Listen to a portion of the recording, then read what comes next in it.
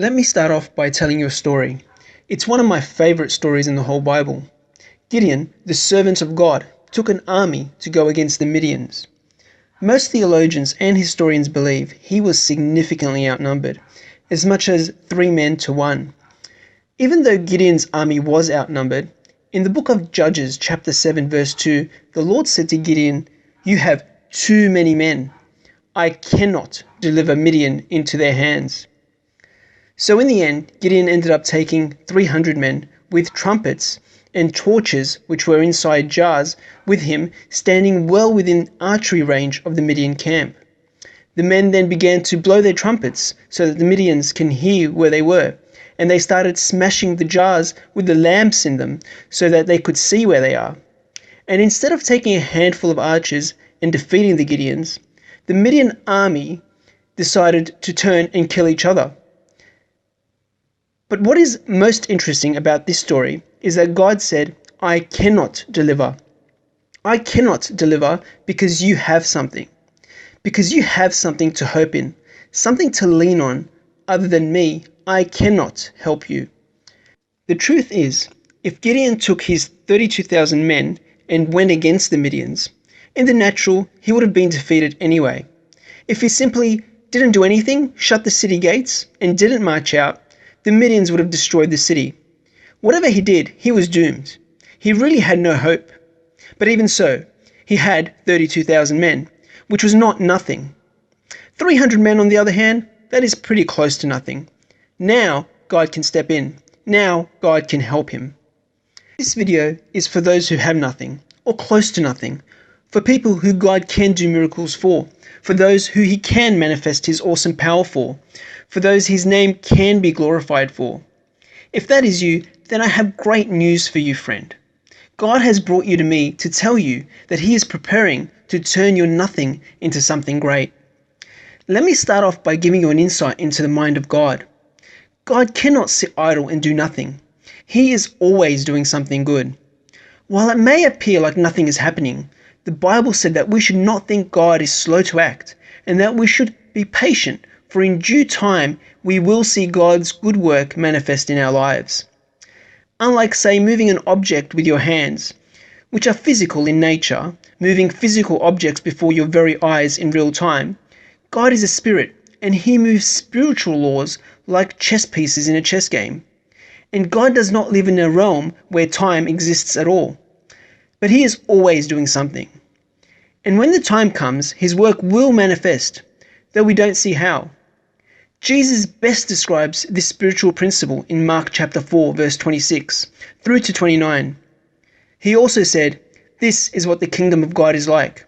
A man scatters seed on the ground night and day. Whether he sleeps or gets up, the seed sprouts and grows, though he does not know how. All by itself the soil produces grain, first the stalk, then the head, then the full kernel in the head. As soon as the grain is ripe, he puts a sickle to it, because the harvest has come." So then, be patient, and as the Apostle Paul writes, let us not become weary in doing good, for at the proper time we will reap a harvest if we do not give up. By doing good, Paul means trusting in God, being fully persuaded in his good will towards you. Please watch my video, The Best Description of Christianity Ever Told, for a more detailed explanation of what good is. So then, you who have nothing, you are to be envied above all. While the worldly, those who know nothing, long for the possessions of this world, the truly wise and those who have spiritual eyes long to be in your position, because you are in a position where God can manifest his glory. And as for those who have everything, well, God cannot do anything for them, and they miss out on seeing God's awesome deliverance manifest in their lives. The Bible tells us that it is impossible for God to do nothing. So even when it feels like nothing is happening in the natural, at least nothing good, take heart. Something good, something to benefit you is happening in the spiritual realm. And it's only a matter of time before this good manifests itself in your life. Therefore, put on the full armor of God, so that when the day of evil comes, you may be able to stand your ground. And after you have done everything to stand, stand firm then. Remember, Paul said, "We will reap a harvest, but only if we do not give up."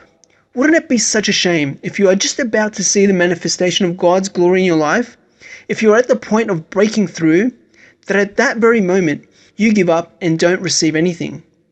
Wouldn't that be devastating? So then, hold firm to the hope that we have, which does not fail, to the love which endures forever, and to the promises which will all happen in your life. Prosperity and health will overtake you. God's goodness will overwhelm you, and His joy will fill you. All this will happen. This is what Jesus is saying about you. Bring me your brokenness. Bring me your anxieties and cares. Bring me your troubles. Bring me your pain and hurt. Bring me your nothingness, and I will trade them for my victory. In this world, if you want to have the government of your nation come to your aid, one of the first things that they will ask you is, what do you have in terms of assets? If you have much, they will say, sorry, we cannot help you. You must rely on your own. But if you say, I have nothing, then you can tap into the resources of the government, and they will step in and deliver you. In the story of Elijah and the widow who was about to sit down for her final meal during the famine, Elijah asked her the same question, what do you have? And she replied, a little oil. And that little oil was miraculously turned into many jars of oil. So now I ask you, what do you have? If your answer is little or nothing, then prepare for God to step in, for you to tap into the resources of the kingdom of God, which, unlike the resources of the governments of the world, which are limited, the kingdom of God has infinite resources, and they are ready to be distributed to you in a measure which will make you say, it's too much for me to handle. You can be sure of this thing. Your deliverance will come, and it will come at exactly the right time. As David said, all the lines have fallen for me in the right places. You may want deliverance right now, but if it came right now, it might destroy you. Don't give up, don't give in. Keep the faith and endure a little longer. And remember, God is doing something special with your nothing.